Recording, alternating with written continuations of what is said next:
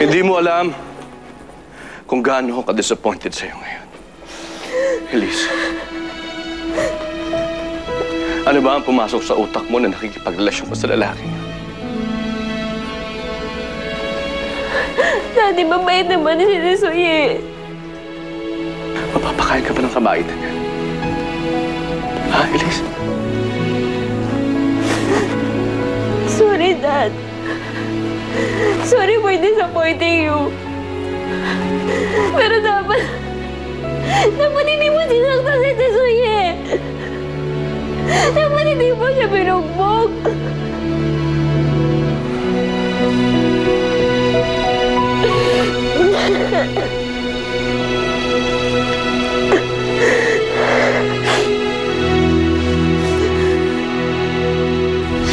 Ikaw naman kasi, Tisoy.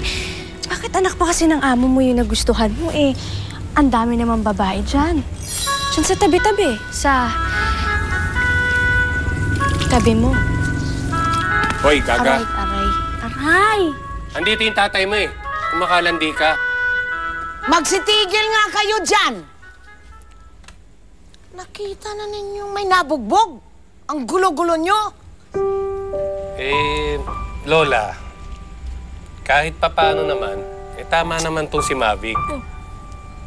Wala naman patutunguhan yung pag-iibigan niyang dalawa sa kasi Elise eh. Kita mo nangyari sa'yo. Nabugbog ka na, nawalan ka pa ng trabaho.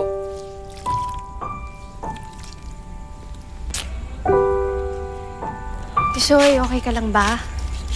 Ha?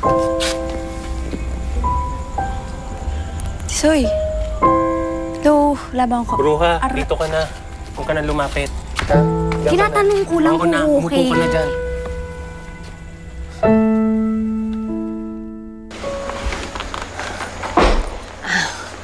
Sige, okay na ako. Salamat.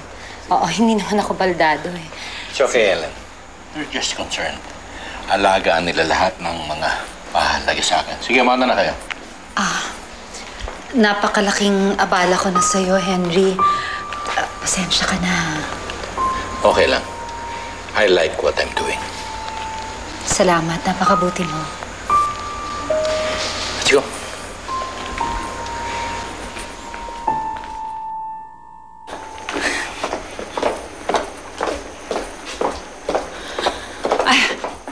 Carlos, you won't believe who I ran into. Si Henry... Nahuli ko si Elise tsaka si Tisoy, meron silang relasyon. Si Tisoy? As in your worker, Kuya Carlos? God. Please, Leila.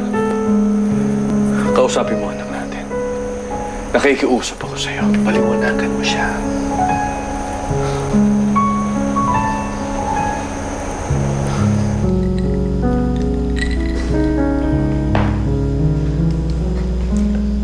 Henry.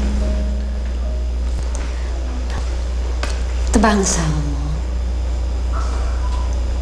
Oo. Pasensya ka na. Hindi ko na dapat pinakailangan pa to. Okay lang. Hindi ko na nga dapat din-display to. Total, matagal na siyang patay. Sige.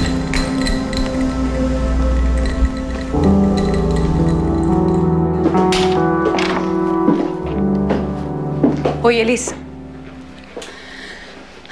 Nahuli ka daw ng daddy mo na nakikipaglandian. Ma, wala naman kami ginagawa masama ni Tisoy eh. Kasi wala kayong ginagawa o meron kayong ginagawa ng Tisoy na yon, yung daddy mo galit na galit. Mahal ko si Daddy. Pero mahal ko rin naman si Tisoy. Alam mo kung ikaw, kung makapagsalita ka, parang expert na expert dyan sa love-love na yan eh. Elise, makinig ka nga sa akin. Love is nothing but a lie. Tandaan mo yan, ha? O ngayon, yung Tisoy mo, sinasabi na mahal ka? O, sooner or later, hahanap yan ng iba. Pag nangyari yon, saan ka pupulutin? Alam mo, ikaw bata ka, maswerte ka eh.